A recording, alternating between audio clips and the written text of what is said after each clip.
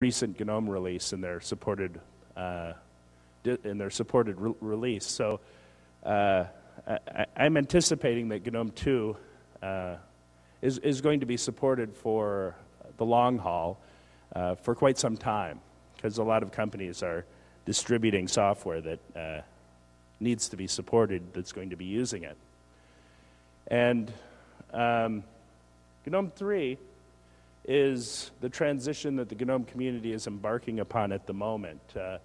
The core of GNOME 3.0 is GNOME Shell, which uses OpenGL technology in order to present a desktop to a user that helps the user to focus their attention on the tasks that they want to get done. The desktop is designed so that users aren't distracted by all of the distractions that computers are. For example, when you receive an instant message notification, you can set your level of availability so that if you're busy doing something, you can tell GNOME that you don't want to be bothered by a personal conversation. You don't need to switch contexts. GNOME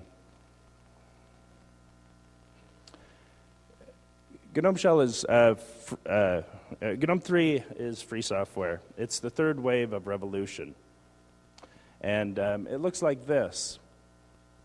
It has a bar along the top and provides maximum real estate to the user in order to run their applications.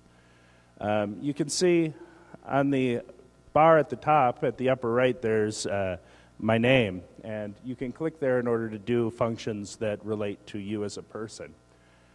You can select how available you are, so if you say that you're busy or invisible, that informs the desktop and all the desktop applications not to bother you. You won't receive notifications when someone wants to chat with you, for example. And you can log out and lock your screen.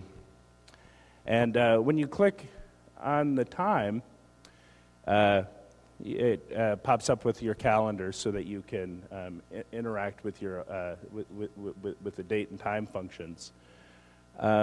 Between those are a number of applets that are used for doing things like enabling accessibility or interacting with your network wireless.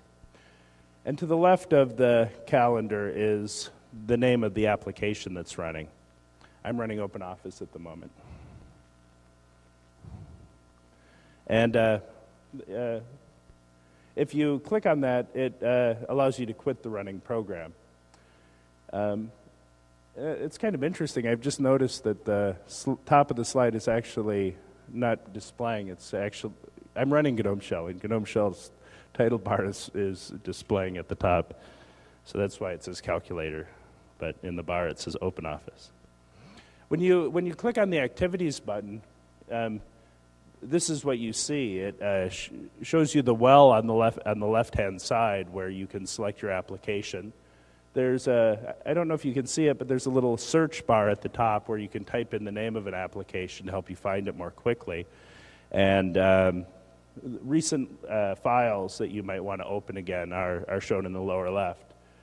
On the right-hand side are your different desktops, and you can select which desktop session you want to use over there. And this is a proposal on how the logout dialog integration should look. And you can see here an example of the new icons that are being developed for GNOME Shell. They make use of gray. Almost all of the icons are monochrome, with minimal use of color in order to emphasize certain things.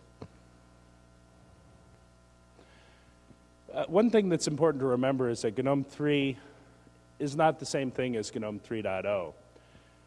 GNOME 3.0 is going to be the initial release of the GNOME 3 desktop, and there's going to be some missing features. There's going to be some regressions. There's going to be issues. And it's going to take a few releases, I'm sure, before GNOME 3 settles down into a product that is stable and supports the wide range of functionality that is needed to be able to provide a desktop to users around the world, regardless of ability or ability to pay and the basis of our mission. GNOME 2, when it was released, it was not accessible. And as I said, it wasn't until 2.16 that the accessibility features were finally integrated to a point that it was usable. So the GNOME community takes time to implement all of the features that are needed.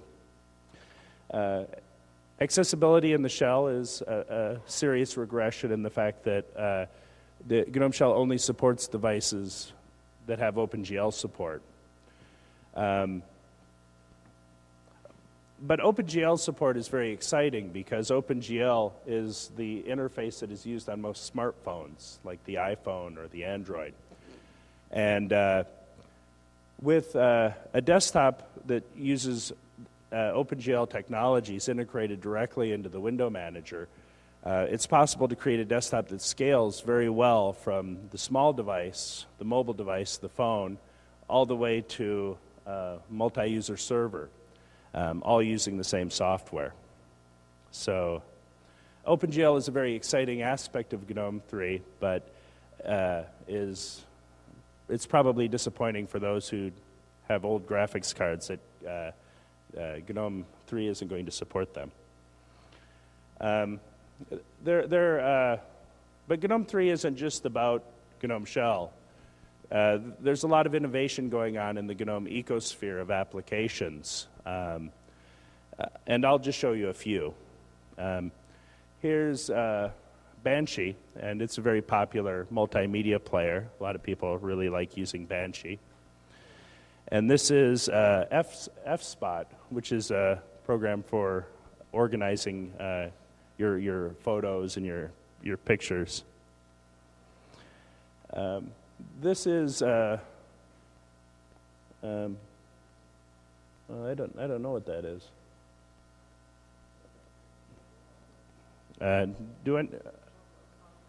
What? Yeah, that's right. It shot well. It's a photo organizer, and it looks really nice, doesn't it? This is PityV. It's an application for creating videos. You can specify the audio and the various video tracks and create your own movie. And this is a new PDF viewer that's... no, I'm sorry. This is a new PDF organizer that is being developed. This demonstrates using the collaborative gedit plugin. So when you're working in gedit, which is a text editor, you can work with other people across the internet in editing the same document. And this is an educational game called GBrainy, and I wanted to show that to Fred. It's allows you to do logic puzzles and things.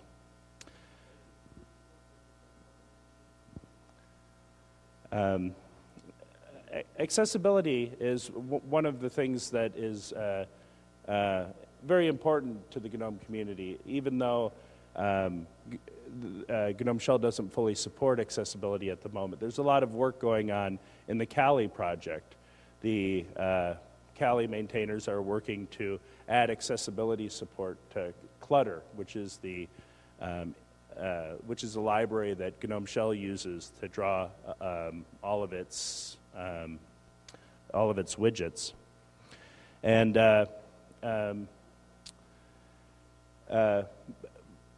and even though I anticipate that it'll take some time for GNOME Shell to support accessibility, there are a lot of innovative things going on within the accessibility community right now. The accessibility community is in the process of switching the accessibility infrastructure from using Corba, which via the Orbit library and Bonobo, and switching that to using dbus. And the big advantage of doing that is that that creates an infrastructure that other desktops can adopt to also support accessibility. So there are plans to work with the KDE community, and we'll be able to run accessible technology programs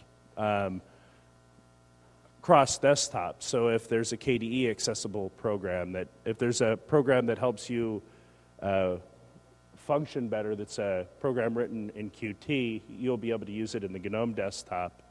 And if you're using the KDE desktop and there's a GNOME application like Orca or Gawk that you find useful, you can run it in Qt. And regardless of what mix of Qt and GNOME programs you're using, all the programs should be reasonably accessible.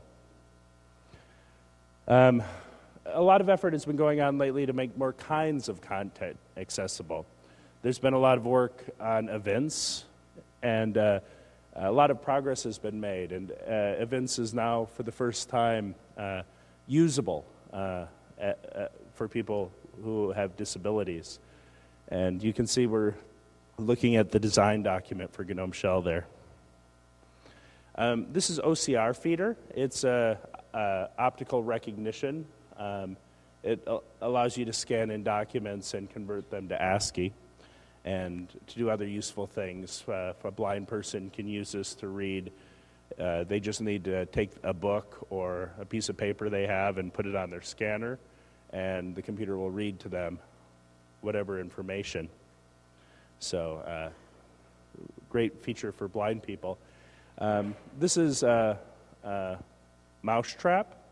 And Mousetrap is an application that allows people to control the cursor by moving their face or moving their head. And it works with a camera. It's a great way for people who have very limited mobility, who can't move their arms, who can't type or use a mouse. You can control the computer. And if you're using a program like Gawk or an on-screen keyboard, you can use the mouse to type. Another exciting innovation is Pulse Audio. The GNOME desktop has a rich array of audio themes and audio notifications. And with Pulse Audio, you can do interesting things like positional sounds. So like if you have a window on the right-hand side of the screen and it makes a sound, you can make the sound louder out of the right speaker. So Pulse Audio provides a infrastructure so that you can have multiple programs playing audio at the same time and control the mixing behavior in a single point. Another very important aspect of GNOME 3.0 is the work that's gone into redesigning the infrastructure. GNOME 2.0 had a dozen libraries in the platform: Bonobo, Orbit, libgnome Canvas, and libgnome Print, and many others. And all of that functionality that was in a dozen libraries has all been consolidated into just a handful of libraries. So now, moving forward in GNOME 3, you can write exciting desktop applications